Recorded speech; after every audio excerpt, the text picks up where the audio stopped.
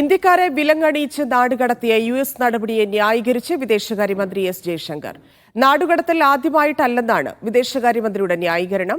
വിലങ്ങണിയിക്കുന്നത് US നിയമമാണെന്നും മന്ത്രി രാജ്യസഭയിൽ പറഞ്ഞു. ഇന്ത്യയുടെ ആത്മാഭിമാനത്തിന് കളങ്കമേറ്റെന്ന് പ്രതിപക്ഷം ആരോപിച്ചു. ഏത് വിമാനത്തിൽ കൊണ്ടുവരണമെന്നത് തീരുമാനിക്കേണ്ടത് US അധികൃതരാണെന്നാണ് ജയശങ്കറിന്റെ വാദം. Sir, honorable members would be aware that the process of deportation is not a new one. I repeat, not a new one, and has been ongoing for several years. I would like to share with the House details of deportation from the United States since 2009. PR Aravind ചേരുന്നു. അരവിന്ദ്, എന്താണ് വിദേശകാര്യമന്ത്രി വിഷയത്തിൽ പ്രതികരിച്ചത്?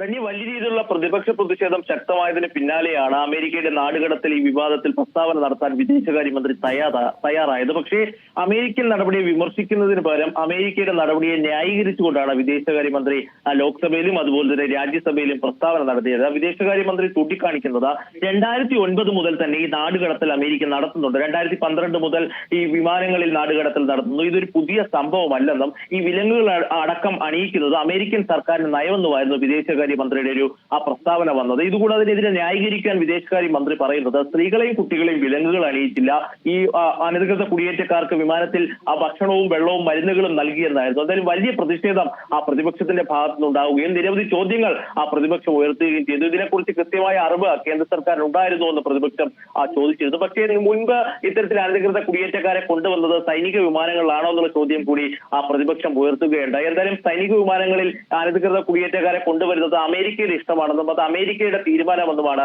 വിദേശകാര്യമന്ത്രി വ്യക്തമാക്കുന്നത്. ഇതുകൂടെ തന്നെ മടങ്ങിയെത്തിയ അനധികൃത കുടിയേറ്റക്കാരായ ഇന്ത്യക്കാരിൽ നിന്ന് കൃത്യമായ വിവരശേഖരണം നടത്തുന്നുവെന്നും ഈ അനധികൃതമായി പ്രവർത്തിക്കുന്ന ഏജന്റുമാരുടെ വിവരങ്ങൾ ശേഖരിച്ചിട്ടുണ്ടെന്നും ഇവർക്കെതിരെ നടപടിയെടുക്കുമെന്നുമാണ് ഇപ്പോൾ വിദേശകാര്യമന്ത്രി വ്യക്തമാക്കുന്നത്. എന്തായാലും വലിയ പ്രതിഷേധം തുടരുമെന്ന് തന്നെയാണ് പ്രതിപക്ഷം വ്യക്തമാക്കുന്നത്.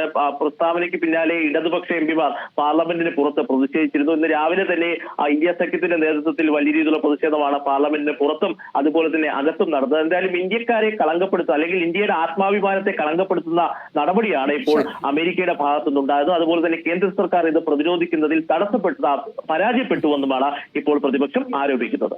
ശരി അരവിന്ദ്, പ്രതിപക്ഷം വലിയ പ്രതിഷേധത്തിലാണ്. കോൺഗ്രസ് നേതാവ് രൺദീപ് സിംഗ് സുർജേവാലയുടെ പ്രതികരണത്തിലേക്ക്.